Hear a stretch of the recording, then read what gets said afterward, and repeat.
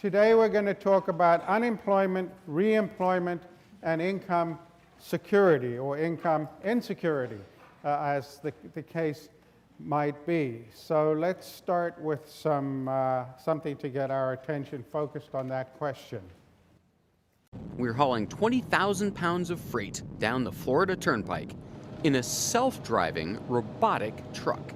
It's been retrofitted with a self-driving kit made by Starsky Robotics. Kartik Tiwari and Stefan Seltz-Axmacher founded the company in 2016. We think that sometime towards the end of the year, we could be doing this run without a person behind the wheel. This year? Yeah. Self-driving trucks this year. Yep. And if it's not his company, it might be Otto, whose truck made headlines last October by driving itself across Colorado to deliver a shipment of beer. Otto is owned by Uber, which has also been testing self-driving taxis in Pennsylvania and Arizona. But here's the thing. Once our trucks and taxis drive themselves, what will happen to the people who used to do those jobs? In the US, that's 180,000 taxi drivers, 600,000 Uber drivers, and 3.5 million truck drivers. We really need to start to think very seriously about this. Martin Ford is the author of Rise of the Robots. This is it. He says driverless cars and trucks are just the beginning of a wave of automation that will threaten millions of jobs in every industry at once. Like America's nearly 5 million store workers. The cashiers are totally gone. You're going to end up with the equivalent of a Walmart with, a handful of employees. You scale that out, and that's just extraordinarily disruptive. You name an occupation, and there's somebody considering a robot to take it over. Look how delicate. Perfect every time. At Zoom Pizza in Silicon Valley, 4 specialized robots help make the pizza. Eventually, the company plans to replace the remaining humans on the line, too. The common wisdom is that robots primarily threaten repetitive blue-collar jobs. Not so, says Martin Ford. We're seeing dramatic advances in the area of computers analyzing tumors, recognizing medical scans, mammograms, and being able to find disease. We're seeing, algorithms move into areas like journalism, for example. Wait.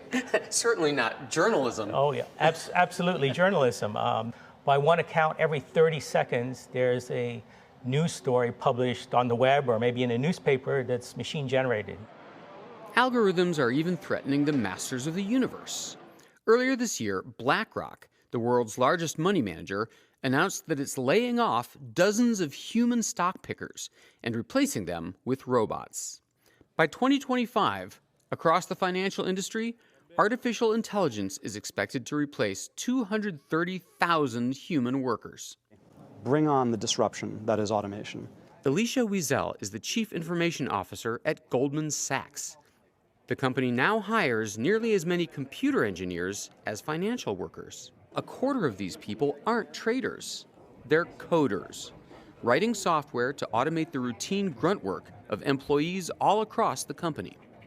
According to one recent study, 47% of American jobs could be lost to automation in the next 20 years. I'm sure 20 years from now, almost no one will be driving a vehicle. Young people are forward-looking, and they say, well, I guess I'm not going to have a driving career, so I'm not going to go there. Well, except that these young people might think, well, maybe I'll go into retail, but that's also going away. Well, maybe I'll be a chef, but that's also going away. Well, maybe I'll be a paralegal, but that's also going away. So let's do the following thought exercise. It's the year 1900, and 40% of all employment is in agriculture, right? And so some twerpy economist from MIT teleports back in time to Farmer Pogue here and says, 100 years from now, only 2% of people will be working in agriculture.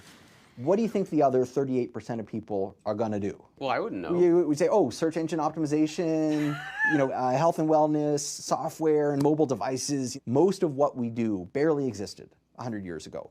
In other words, just because we can't predict what we'll be doing doesn't mean we'll be doing nothing.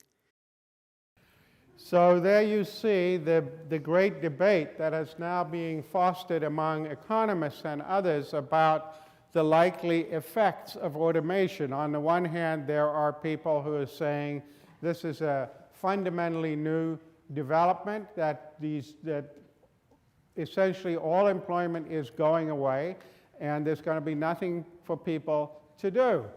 On the other hand, you see people say, well, as was said at the end in the last part of that clip, in 1900, if people had had to speculate where everybody who was going to be put out of work in the agricultural economy was going to wind up, they wouldn't have had any idea as to where they would go. And so just as all kinds of industries have emerged over the course of the last century that nobody could have dreamed of at the beginning of it, so the same thing will happen in the next century, and there will be all kinds of new employment. Life has more imagination than us, and people will innovate in new ways with techniques we can't even consider. And that is certainly going to be an open question, not a debate we would settle in this course, let alone whether anybody else can settle it. What is clear, though, as I've emphasized in previous lectures, is that the idea of long-term employment security has gone away. And so our agenda today is whether people are going to ever get new employment or they're going to work through a series of up to 13 or 15 or 20 jobs over the course of a lifetime, the idea of a continuous stream of income from one job that people get upon finishing their formal K through 12 or perhaps K through college education has gone away. And so our agenda today is how to think about the best responses to endemic and permanent wage insecurity. But I want to do it with one eye on last Tuesday's lecture. We want to think not only about the economics and the ethics of what we want to consider as desirable policies, but also the political feasibility. Where is it likely that we can build coalitions to actually implement the sorts of policies that might be desirable, and then find the resources for them, the proximate goals to make sure they move steadily forward, the entrenchment to stop them from being undone, and the leadership to put together and hold together the coalitions to do that, along with a moral narrative that will be compelling to people and can head off potential blocking coalitions. So we want to keep all of that in mind. And I'm going to talk about 4 different topics in connection with this. The first is an idea that has actually been around since the 1970s. And this is the idea of UBI, that used to stand for unconditional basic income, now refers to the idea of universal basic income. But this is the idea that people should be given some kind of financial grant unrelated to work, unrelated to employment. Second, we'll focus on minimum wages and the political pressure to put up minimum wages in response to employment wage stagnation and the relative decline of wages that we have talked about at some length. Then we will look at something called the EITC, the Earned Income Tax Credit, which is a kind of wage subsidy that has also emerged in the 1970s and gets a lot less press, but we, in my forthcoming book with Michael Gratt, think is much more interesting and promising.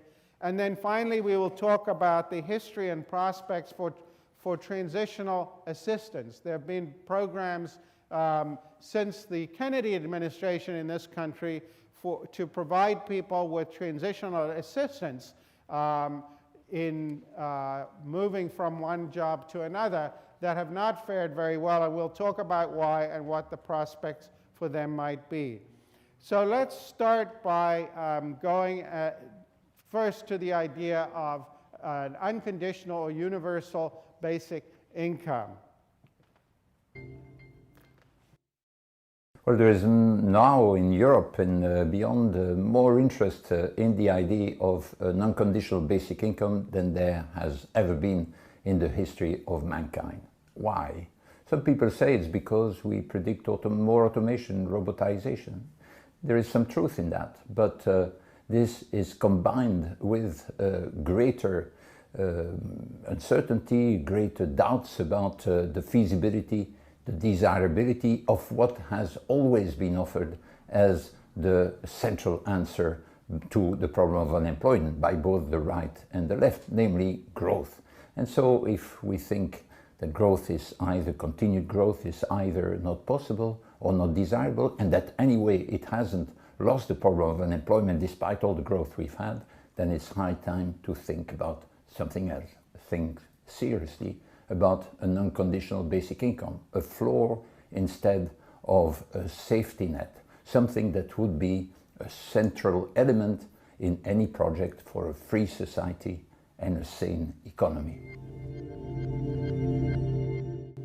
So that is Philippe von Parijs. He's a Belgian political philosopher who has been championing this idea for some time. He runs something called the Basic Income European Network, since renamed the Basic Income Earth Network, was originally formed in 1986. The book in which he developed this idea was called Real Freedom for All. It's the subtitle, What If Anything Can Justify Capitalism, which he published over 2 decades ago. And he's a Rawlsian political philosopher. You might call him a sort of left Rawlsian. And he took off from the core insight in John Rawls's work, A Theory of Justice. And this is in the first instance, is a philosophical argument for the idea that people, every human being in a society should be entitled to an unconditional basic income. And so what Rawls did, and what was considered to be revolutionary and is at the analytical core of his theory of justice, was he said, well, think about the differences in capabilities between us. Some people say, differences in IQ, for example. Some people say it's all about genetics. Some people say it's all about environment. And there are these big ideologically charged fights. Is it genetics? Is it not? Are the IQ differences between different ethnic groups provoked? Charles Murray and others got into these hugely charged ideological fights over this question in recent decades. Rawls says, if the differences between us are due to nature, well, then it's luck in the genetic lottery. If the differences between us are due to nurture, then it's luck in where you happened to be born. Either way, it's morally arbitrary. After all, you didn't choose to have the genes that you've got, and you didn't choose to grow up in the country, never mind the family that you found yourself in. You're either born into or perhaps adopted into. It's nothing to do with you. And so the debate about nature versus nurture as to what people are entitled to is really beside the point. And this is sometimes called luck egalitarianism, because Rawls made an argument on that basis for the proposition that all the differences between us are morally arbitrary, and we should think about principles of justice that take account of that moral arbitrariness. And he developed his own theory, which need not concern us here, the bottom line of which was that inequalities can only be justified if they benefit the least advantaged people in the society. And he thought that would trickle up, a kind of Keynesian story, if you like, and that would benefit everyone. So von Parijs had a slightly different take on this Rawlsian insight. He said what it means is that everybody should be entitled to an unconditional basic income at the highest sustainable level. be up to political economists to figure out what that is, but that's what we should all be entitled to. It should have nothing to do with our capacities to work at different levels of productivity. It should be independent of work. And so this was the egalitarian case for as high as sustainable and unconditional basic income. So this generated a huge debate among philosophers. Nobody paid a great deal of attention to it outside of the academy.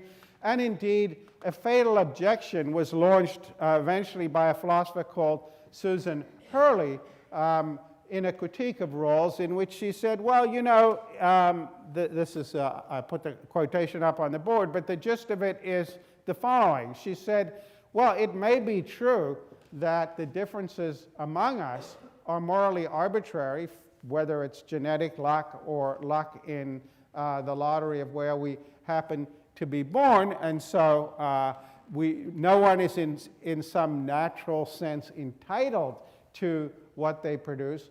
But why should that create any presumption in favor of an equal distribution? It could just as easily create some different presumption in some people's minds. And so the gist of Hurley's point was, actually, it doesn't justify any distributive presumption, including perhaps that we're entitled to the fruits of our individual labor. I'll come back to that. So it no more justifies a presumption in favor of equality than a presumption in favor of any other distribution. A case will have to be made, and so it doesn't follow sort of in any pristine analytical sense that we should be entitled to have a distribution that works to the benefit of the least advantaged in Rawls's case, or in von Parese's case, it doesn't follow in any analytically tight sense that everybody should be entitled to the highest possible sustainable income. And so the normative case for this strong egalitarian presumption sort of goes away. Now, you might say, well, that's all true, but particularly in light of what we've been discussing in this course, there might still be a powerful case for a universal basic income, perhaps not the highest sustainable universal basic income, but nonetheless, it's something that would give everybody a cushion. It would enable people to deal with the vicissitudes of employment markets and the vagaries of secure jobs that we have been attending to. And indeed, one of the presidential candidates who was just made it into the debates last night is a strong proponent of a UBI. So let's give him a little more airtime than he got last night. And you're running for president based on this issue of UBI, Universal Basic Income. What is a universal basic income? What is your plan? Universal basic income is a policy where every member of a society, let's say every American adult, receives a certain amount of money to meet his or her basic needs every month. And my plan, the Freedom Dividend, is that every American adult would receive $1,000 per month, free and clear. $1,000 per month, every American over the age of 18. This, to a lot of people, is going to sound like a completely nutso idea. So, just to be clear, has the U.S. has any government body in the U.S., existing or past, ever done anything like this? Well, a law essentially identical to this passed the House of Representatives in 1971 under Richard Nixon. Martin Luther King was for it, Milton Friedman was for it, and 1,000 economists signed a letter saying this would be great for the economy and society. And then a number of years later, Alaska passed something identical to this in the form of the petroleum dividend, where everyone in Alaska today receives between $1,000 and $2,000 a year, no questions asked, from the petroleum fund. And if you think about this for a moment, Alaska is a deep red conservative state. And the Republican governor made this case to the Alaskan people. He said, who would you rather get the oil money? The government who's just going to screw it up, or you, the Alaskan people? And the Alaskans said, us. And then now the petroleum dividend is wildly popular. It has increased it's improved children's health and nutrition. It has created thousands of jobs, and no one can touch it. And that's been in effect for 36 years. So if you think about it, what is the oil of the 21st century? The oil of the 21st century is data, AI, autonomous vehicles, and advanced technologies, and that's how we're going to pay for a freedom dividend for all Americans. I want everyone here to reflect, why is Donald Trump our president today? And the reason why Donald Trump is our president today is this. We automated away 4 million manufacturing jobs in Michigan, Ohio, Pennsylvania, Wisconsin, Missouri, Iowa, all of the swing states that he needed to win. And now we're about to do the same thing to millions of retail jobs, call center jobs, truck driving jobs, fast food jobs, which are unfortunately the 4 most common jobs in the economy. I have many friends in Silicon Valley who are working on this, who know full well that this trend is about to accelerate. So if we don't wake up and start implementing meaningful solutions to the fact that we are going through the greatest economic and technological transition in the history of the world, then we are doomed to much, much worse than Donald Trump. So that is Andrew Yang's platform. And he makes some very, very convincing points. And if you think about it, if you have a universal basic income, it can also have a desirable effect on relations within firms. And this goes back to our old friend Albert Hirschman. If you think about a world where there's a continuum from what we might call a Dickensian nightmare, where there's no social support of any kind for people who lose their jobs, and at the other hand, a surfer's paradise. I use the term surfer's paradise because one of von Parese's famous lines was that even surfers should be paid. So surfer's paradise is von Parese's utopia. So you could then think that the power relations within the workplace are greatly affected by where you are on this continuum.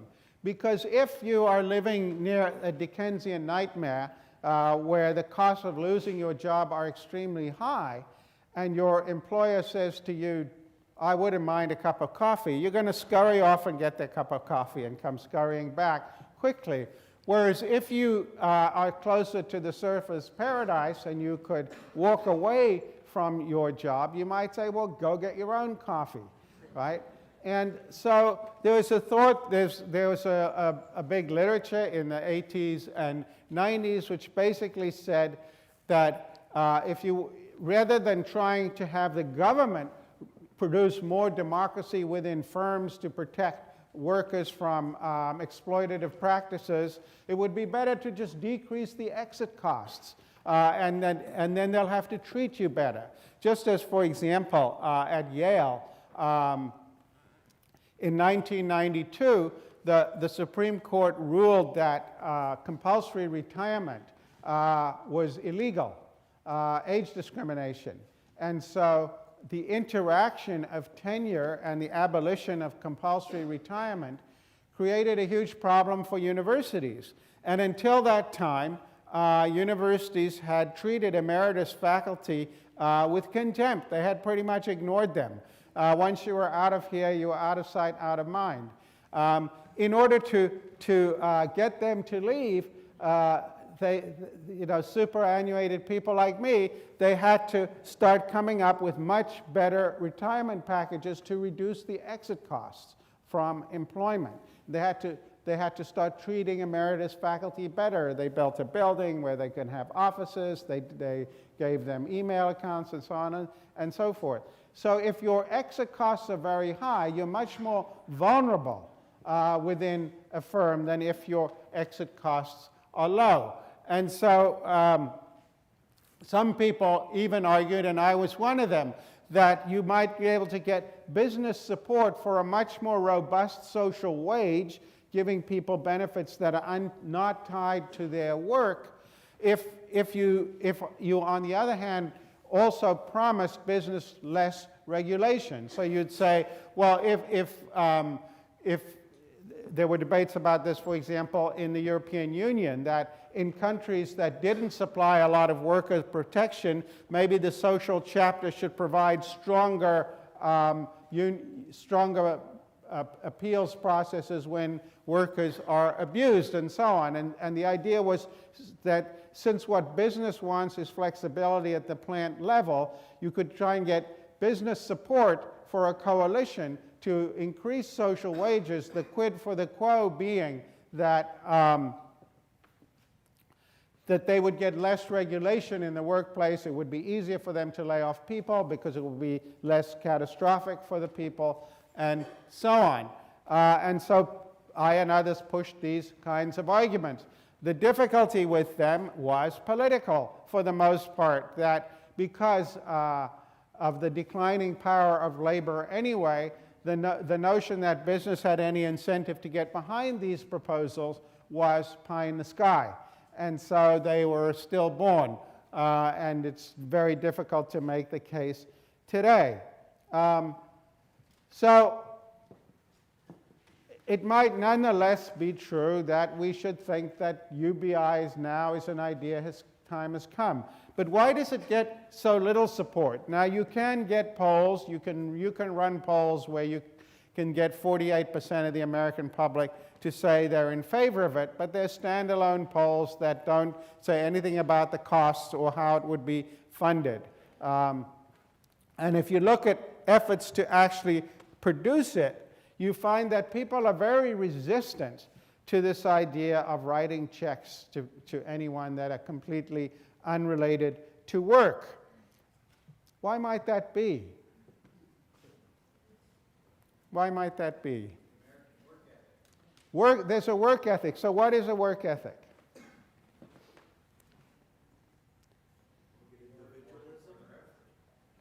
We must bootstrap ourselves up. This idea that people get something for nothing, or that they haven't made the requisite effort, is extremely strong.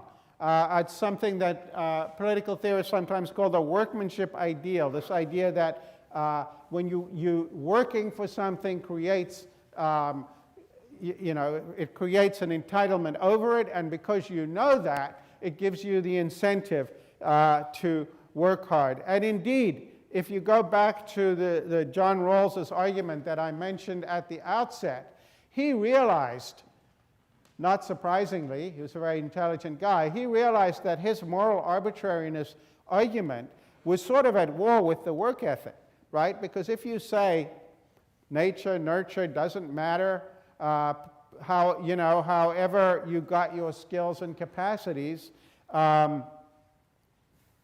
it's all morally arbitrary. You don't deserve, none of you Yale students deserve to be here, right? There's no reason, you just got lucky. And you want to say, no, I worked hard to get to Yale. And so Rawls had a kind of cop-out that he said, well, yeah, the distribution of our capacities and skills is morally arbitrary, but what we choose to do with them is not. So if one person decides to work hard every day and has got lots of Protestant work ethic, and the other one sits on the couch watching ESPN all day, then the one who choose, even if they have the same capacities, the one that chooses to work harder is deserving of their differential benefit. But of course, that and $2.75 might get you a seat on the New York City subway, because the capacity to use your capacities is also morally arbitrarily distributed. If one person has parents who pump the work ethic into them a mile a minute and teaches them, sits and does homework with them every night for 15 years, and so on, that's very different from a parent who's maybe in an alcoholic daze, ignoring their children, and so the one child grows up with the capacity to use their capacities much better than the next person. And indeed, maybe the capacity to stick at things even has a genetic component. Some people may be genetically more able to focus. All the research on attention deficit disorder and all of that. So, Rawls's answer is just a way of avoiding the problem that he's identified. And so here's the funny thing about Rawls, and when I teach this in political philosophy classes, we spend a lot more time on it. But what you find is almost nobody can see anything wrong with Rawls's moral arbitrariness argument, except for his cop-out, which any smart student can shred in a matter of minutes. But nobody really wants to go all the way with it, because it threatens the very idea of individual responsibility, right? Because how can you hold anyone responsible for anything if even our capacity to behave responsibly is distributed in morally arbitrary ways? And so even though it is true that our capacities to do things are distributed in morally arbitrary ways, people don't like to live with that implication. Even if it's true that some people got a lot of help from whoever it is, Sunday school teachers that other people didn't get, and more diligent parents and so on, people do not want to live with the implications of that. And if you want a political illustration of that, think back to the firestorm in the 2012 election when President Obama took the Rawlsian position without the Rawlsian cop-out. If you were successful, somebody along the line gave you some help. There was a great teacher somewhere in your life. Somebody helped to create this unbelievable American system that we have that allowed you to thrive. Somebody invested in roads and bridges. If you got a business, you didn't build that. Somebody else made that happen.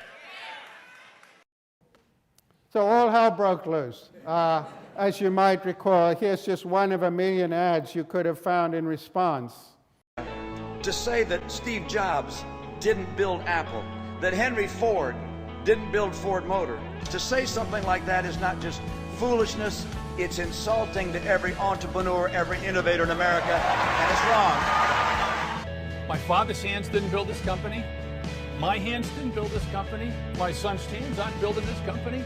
Did somebody else take out the loan on my father's house to finance the equipment? Did somebody else make payroll every week or figure out where it's coming from?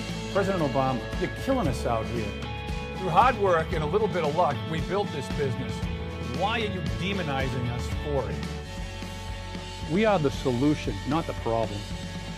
It's time we had somebody who believes in us. Someone who believes that achievement should be rewarded, not punished. We need somebody who believes in America. So it didn't turn out to be Mitt Romney, but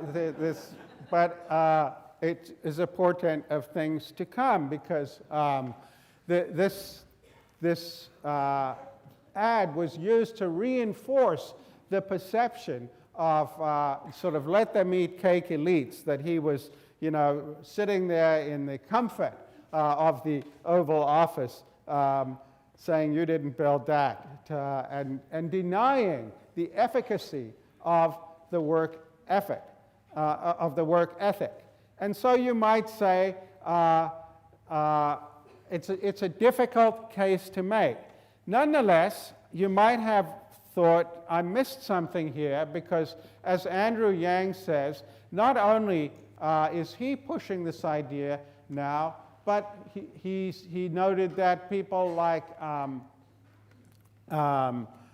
Charles Murray are supporting it, and indeed Milton Friedman has supported a universal basic income since the 1970s.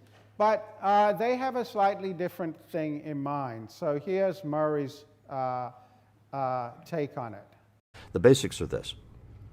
At the age of 21, every American starts to receive a monthly deposit electronically to a known bank account of $13,000 divided by 12.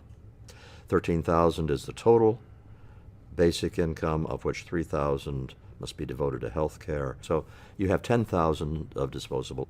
I think if we simply add that on to the current benefit system, it's not affordable. But what if it replaces everything else? There's no more Medicare, no more health insurance, Social Security. There's no more welfare. There's no more corporate welfare. There's no more agricultural subsidies. I can go through the whole list of transfers. There's none of that stuff, and there's also none of the bureaucracies that administer it. You have $10,000, and you say, well, you can't live on $10,000. Well, if you really want to live all by yourself, no, you'll live a pretty grubby existence on $10,000. You get a minimum wage job, just a minimum wage job, and you work 2,000 hours a year at, let's say, $750. That's $15,000 plus 10. That's $25,000. Yeah, that's way above the poverty line. Well, suppose for some reason you can't work, or suppose you don't want to work. You can still have a decent existence if you're cooperative. If you're cooperative enough to convince a friend, a girlfriend or boyfriend, a relative or something else to pool your resources, if you just do it with 2 people, you got 20. With no working whatsoever, you got 30 if you got 3 people. You add a little bit of income and you're in the middle class. That $10,000 given to everyone has a huge effect on their ability to live a decent existence by doing reasonable things. Right now, we claw back benefits at a very low rate. So that if you're on food stamps and Medicare, and you take a job, you very soon face a very punitive loss of benefits. I say, look, you keep your entire $10,000. We don't claw back a cent of it until you have $30,000 in earned income.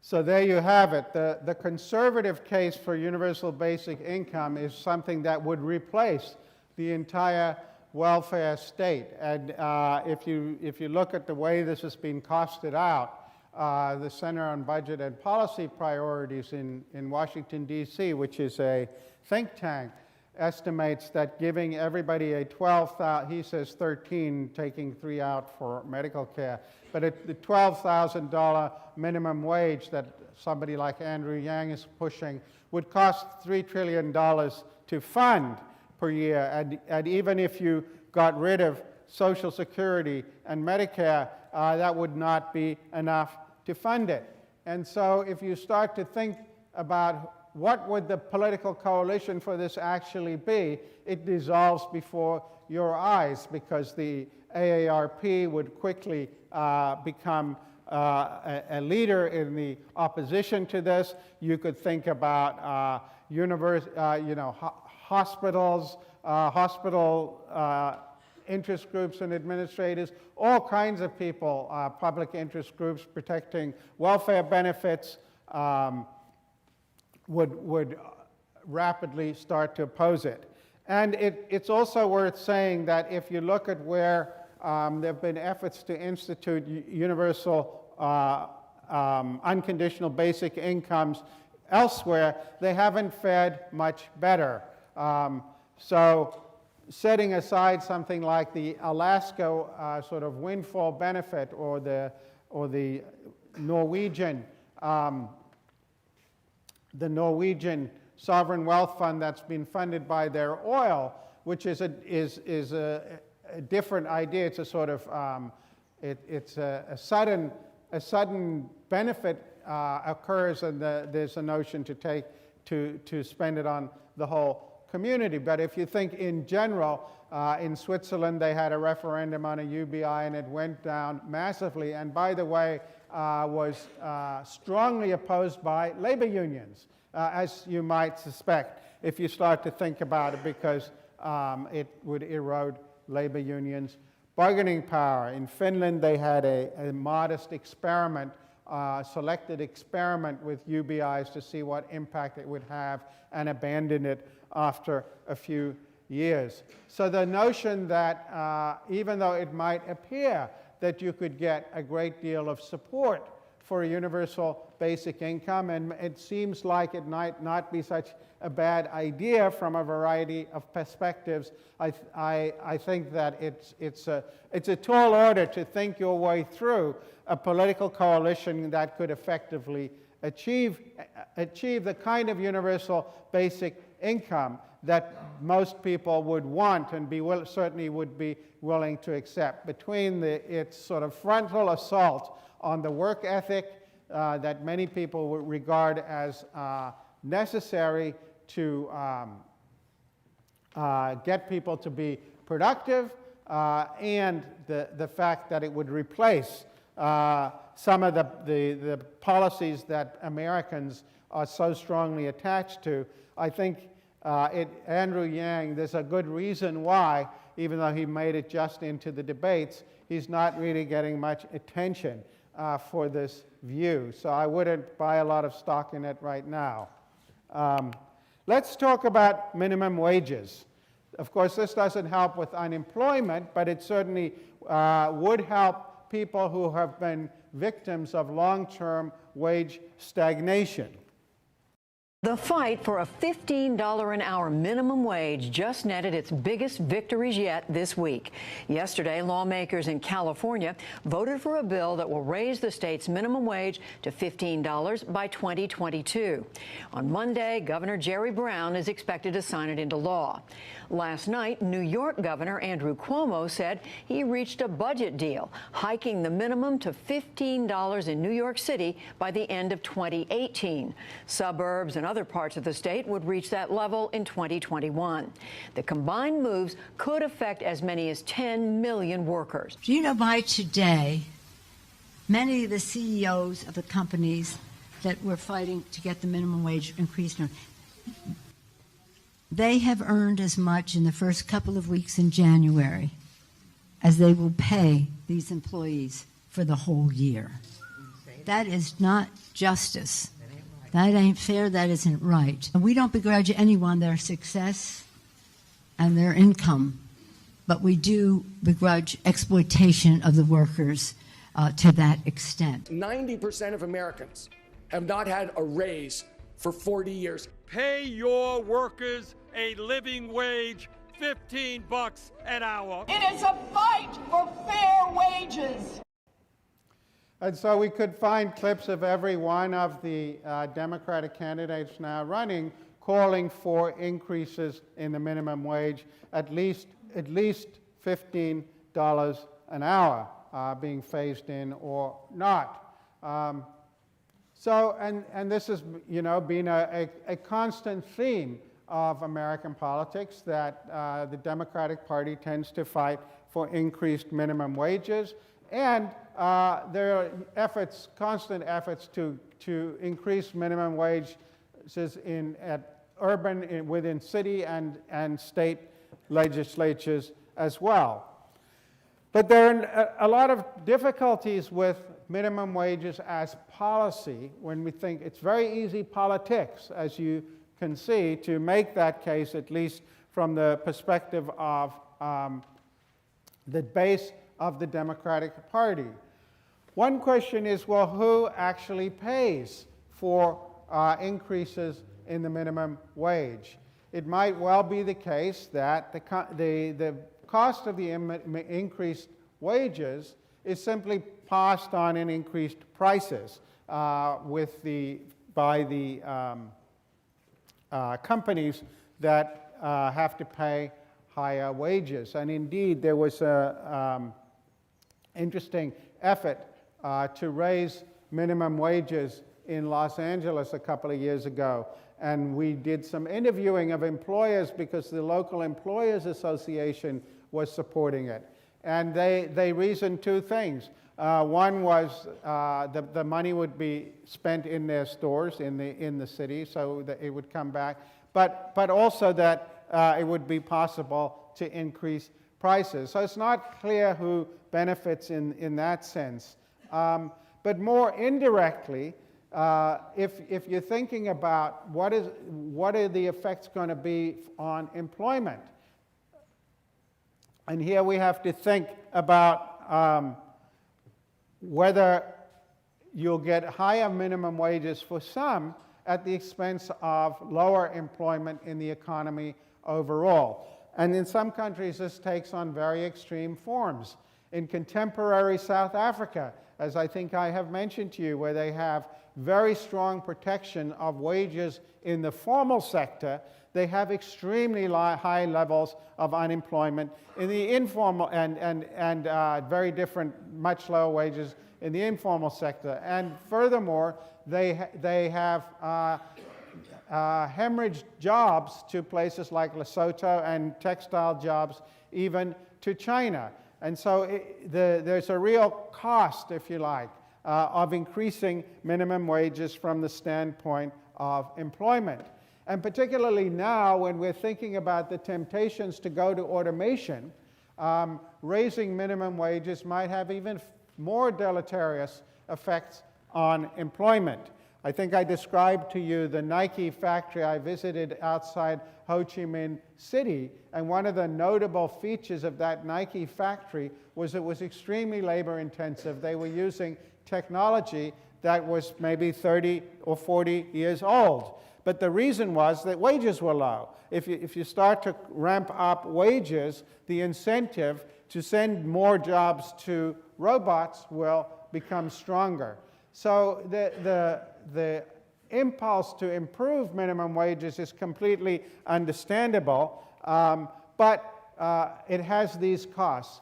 Moreover, in a federal system like we have here, if you increase minimum wages in one state, it creates an incentive for employers just to go to other states, just as if you have strong union contracts in one state, such as the auto workers' unions in Michigan, the employers can simply move to Tennessee.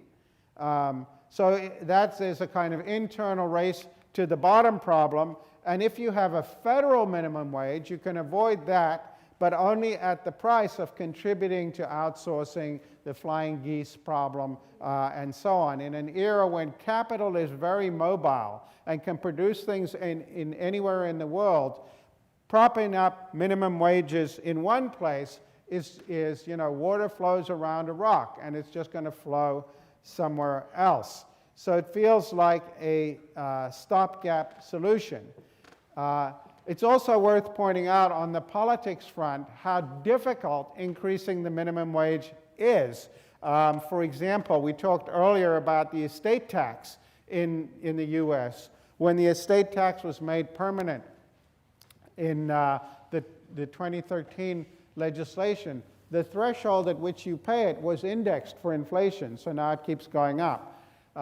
Nobody has ever managed to index the minimum wage, and that's why it hasn't been put up for years. There's very powerful resistance, and I think that reflects the relative weakness of organized labor in getting those kinds of things entrenched, if you like. So even if we have a 5-year campaign to get the minimum wage to $15 an hour, it probably will have been eroded by inflation by then, and a new campaign will have to be instituted to get it raised again. The idea of, in 1988, Bill Bradley, when running for the Democratic nomination, ran on the platform of indexing the minimum wage to the median income.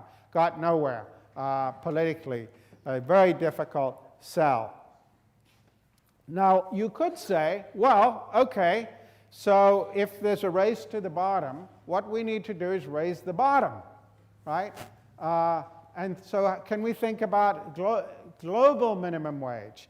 And there have been people who have, and even movements that have committed themselves to this. A man called Sullivan, who is famous for the Sullivan Principles, applied to American, he was a pastor, and the Sullivan Principles were applied to American corporations doing business in apartheid South Africa. And the Sullivan Principles they tried to force all the multinationals operating in South Africa to say they wouldn't do business in South Africa except on these terms, which defied some of the worst features of apartheid. They were quite successful. He's subsequently got behind various other campaigns to drive up wages in very poor countries. And of course, there's some precedent for this. If you look at the ILO, the International Labor Organization, they have created international labor standards. And for example, in the 1984 Trade Act, the federal government said they will not trade with countries that don't meet certain labor standards. When the Bush senior administration negotiated the NAFTA agreement, and then Clinton came in, it's true that he signed the legislation, but not before so-called labor side agreements had been added to NAFTA, which said that countries had to meet certain minimum wage and labor standards if they were going to sell their products in the US. And so there are these efforts, and they often involve sort of publicity campaigns. There was huge publicity attacks on Nike for their labor practices in sweatshops in Malaysia and elsewhere that actually had a pretty good effect on Nike jacking up their wages, and Nike became an advocate of pushing for increases in global minimum wages. And I, in an earlier book, spent some time exploring the prospects for this, but they're very, very difficult to achieve politically, and even in poor countries, they can have deleterious employment effects if the country's sufficiently poor. So it's not that it's a terrible idea, but if you start to think about building and sustaining coalitions that are going to be able to do this in an era of highly mobile capital, again, it's not an idea that is likely to have much effect. And certainly if you look at the amount by which minimum wages have been increased as a result of these campaigns in countries in East Asia and Southeast Asia, they're minuscule from the perspective of having any effect on American wages. It's very unlikely that they'll be able to do that. So this is the difficulty with minimum wages. It's an idea that is obviously appealing. It's an easy soundbite. You see all these Democratic candidates running on it, but in terms of having an actual impact, it seems like it's not going to do very much, and it's certainly not going to affect the stability of employment. So let's talk about the Earned Income Tax Credit. This is a much less well known about phenomenon, and although ideas of this kind have been around for a long time. Indeed, in Britain in the 19th century, there was a poor law system called the Speenhamland system, which was essentially a subsidy of very low wages to keep people out of poverty. So it's a subsidy to business, but it's paid to the worker. Okay, that's how the Earned Income Tax Credit works. And interestingly, it was signed into law by President Ford in 1975, although it had begun its life in the Nixon administration, and he had been overtaken by events. But the program survived nonetheless, and it started out very small. So the first Earned Income Tax Credit worked like this. You got a 10% credit for the first $4,000 of your earned income, and it then was phased out after $8,000. So the idea was that if your credit exceeded the amount of tax you owed, the government would write you a check for the difference, right? So this is the idea of the Earned Income Tax Credit. That's what economists say it is refundable. That's what a refundable credit means, that if it falls below zero, you don't stop getting it. The government actually writes you a check for the difference. And so it took a lot of people off the tax rolls entirely, and then people would start to get a check. Now you might say, well, the numbers were so small. Furthermore, originally it was for single mothers with children only. But here we should call back the language of proximate goals that I talked about last time. A very important book called The Hidden Welfare State by a man called Christopher Howard, was published in 1985, in which he talked about the world of tax expenditures. This is a classic tax expenditure. It's not seen as a transfer payment in the budget. It's called a tax expenditure. It's an expenditure through the tax system, even though the great majority of it is the government actually writing checks to people. It's not tax refunds because of the refundable character of it. So the hidden welfare state is the world of tax expenditures. And his book gives chapter and verse of the little-known truth that the hidden welfare state is actually as big as the welfare state, as the visible welfare state, because what tends to happen with tax expenditures is that they start out small and then they grow over time. And so it's a kind of don't worry that it's small to begin with, get your foot in the door in the dark, as it were, and then push to open the door further later.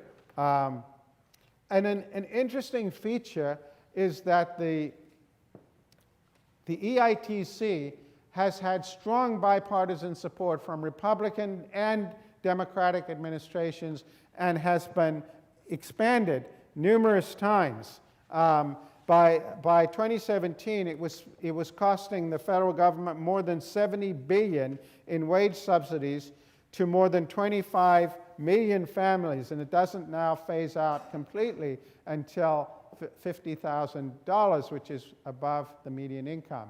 So it's 25 million families. You're talking about 100 million people, probably close to it, are being supported in some measure by the Earned Income Tax Credit. They're either getting a tax deduction or they're actually getting a check from the federal government. Now, this is not chump change, right? Another feature of it that is very appealing is that it's very cheap to administer. You don't need a new bureaucracy to administer it. It's administered basically by the IRS, right? You don't need a whole department of the Earned Income Tax Credit.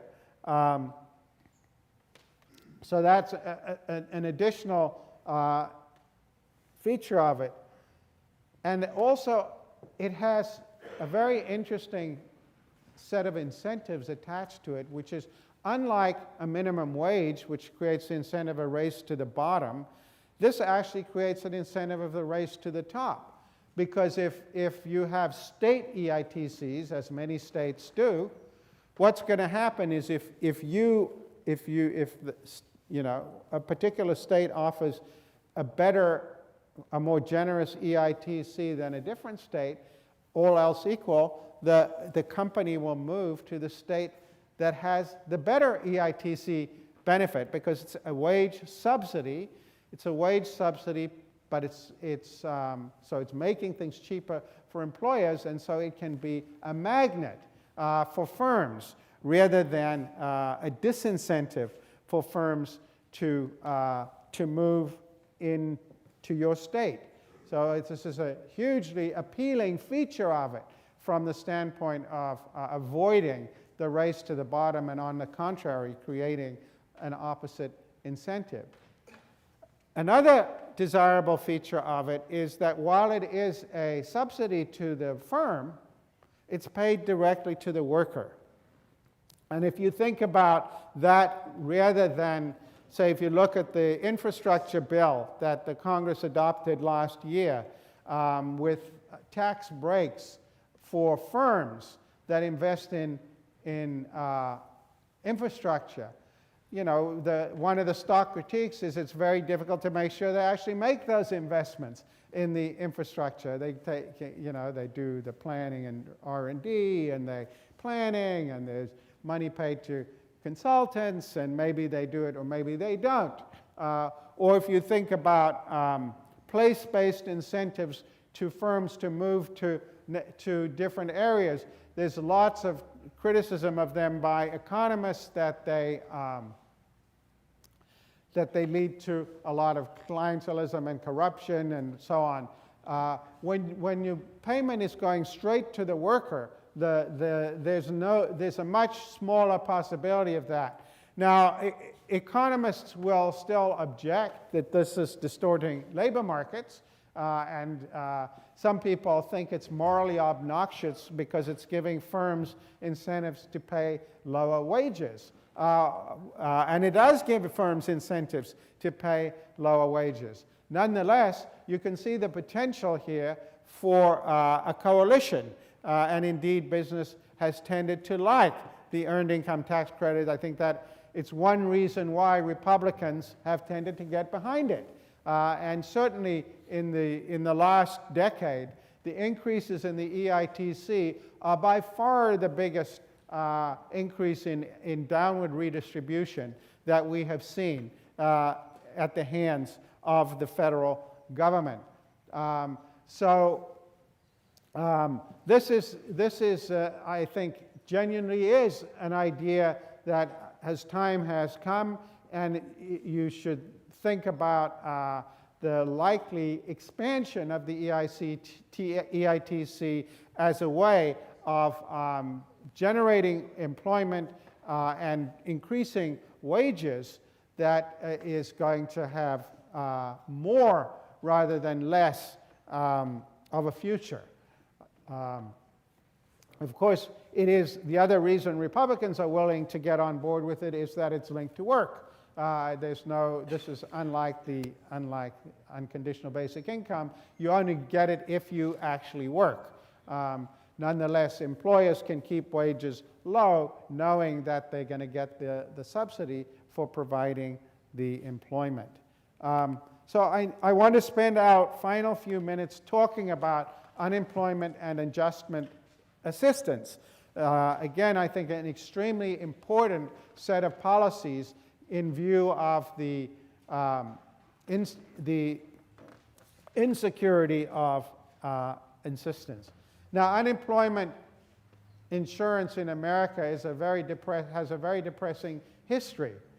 If you go back to the Social Security Act of 1935, there was a lot of talk at that time of creating a national unemployment insurance system based on a tax you pay when employed.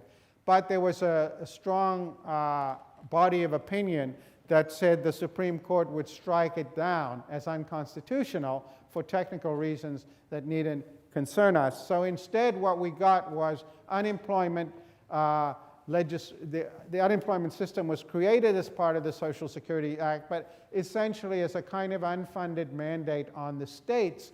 And all the federal government supplied was some guidelines and some administrative support. And in particularly extreme circumstances, such as the Depression or after the financial crisis, the federal government will make lump sum contributions to sort of prop up unemployment insurance in the states. But basically, it's a state-based system. And that immediately has one very bad feature, which is state legislators do not want to have very generous unemployment insurance because they worry about the race to them. They don't want to be paying it. And so there's a lot of resistance at the state level. The benefits that they create, state unemployment, they're often very short term. They replace about 40% of prior earnings, and they mostly don't keep people out of poverty. There's particularly low coverage for low-income workers, so it's not a good country in which to be unemployed. And indeed, the short-term character of the support, the hurdles to getting it, and the prevalence of longer-term unemployment I was telling you about in an earlier lecture may mean that in 2016, only about a quarter of the unemployed workers in America were receiving benefits down from over a third in 2007. So you see there the effects of the long-term unemployment and the difficulties of getting it. And also another thing that's happening is that more and more long-term unemployed workers are just choosing to go on to Social Security disability benefits. Applications for disability insurance have skyrocketed, so they're leaving the workforce permanently. Again, it's a very costly solution to the problem. And because the wages that are taxed to fund unemployment benefit, there's a cap, it's also a very regressively financed system. So the unemployment insurance in America is never been robust, it's difficult to get, and it's failing badly, I think is about the best that you can say of it. But there's a more interesting set of programs that I want to end by spending a few minutes talking about. And this is the idea that was known as trade adjustment insurance, trade adjustment assistance. And it was a missed opportunity politically because of the way in which it came to be enacted and then implemented. So it was adopted in the Kennedy administration in 1962. This was an era of trade deregulation, not unlike the era in the post-Cold War. And the Kennedy administration really wanted to get trade agreements with other countries to improve trade. And the unions were a lot stronger then than they are now. And the way the administration got the unions to support it was to get behind this idea of trade adjustment assistance. And it was going to be robust unemployment insurance coupled with funds to support relocation and free retraining. And so the AFL-CIO supported it. They supported the Free Trade Act on the grounds that this would be the quid for the quo, if you like, to use the language of the week. That we would start to get this adjustment assistance paid to workers. They would get better unemployment, longer-term unemployment support, and they would get support to relocate, and they would get free retraining to re-enter the workforce in another occupation. It was a huge administrative catastrophe. President Kennedy was assassinated, and when the Johnson administration came in, they had different priorities, and they were doing civil rights, they were doing voting rights, they were preoccupied with the Vietnam War, so this was not a high priority of the administration. And they didn't set up an effective implementing strategy for this program. And so throughout the 1960s, actually not a single claim for trade adjustment assistance was actually funded. And business had been very skeptical of this program and had not really supported it. But as the 1960s wore on and the desire for free trade agreements in many sectors got stronger, business decided that they liked this idea. And, but by then, the AFL-CIO had concluded they had been so badly burned that George Meany, who was its head and who had actually championed the idea, he rechristened it burial insurance, and the unions have since opposed all free trade measures. And so it's really a lost opportunity, because it's the one time in American history that American unions had actually been in favor of free trade. And so a real lost opportunity. And this is an idea that has really taken hold in some other countries. The gold standard here is Denmark, which supplies 60% of your lost wages for 3 years, plus huge amounts of retraining for workers to re-enter the workforce, very tailored to individuals. They spend a lot of resources on it. And so this, too, is an area where we argue in The Wolf at the Door. It's an idea whose time has come, but it has to be rethought in the following. I'll just finish with this. It has to be rethought in the following way. One of the problems with it was that the unions had a lot of trouble supporting it, not only because they had thought they had been burned, but they said, why should we only help people who've lost their jobs to trade? Indeed, one of the reasons it was so hard to get it was you had to prove you'd lost your job due to trade rather than for some other reason. They said that's unfair, because what about industries where people lose jobs that are not due to trade? And indeed, in the Reagan administration, when they decided to essentially underfund the program so much as to effectively kill it, Reagan made exactly the same argument. He said it's arbitrary just to help people who've lost jobs to trade. Well, in our era, where jobs are probably increasingly going to technology, as we have heard about, it should be reconceived as universal adjustment assistance, and I think it would be much easier to build and sustain the coalition to protect it. So what business should fear if they don't get behind these kind of proposals is that Andrew Yang will turn out to have been right. And just I'll leave you with this epitaph on the 2016 election, and I won't tell you who said it until after I've read it to you. Trump's election wasn't about Trump.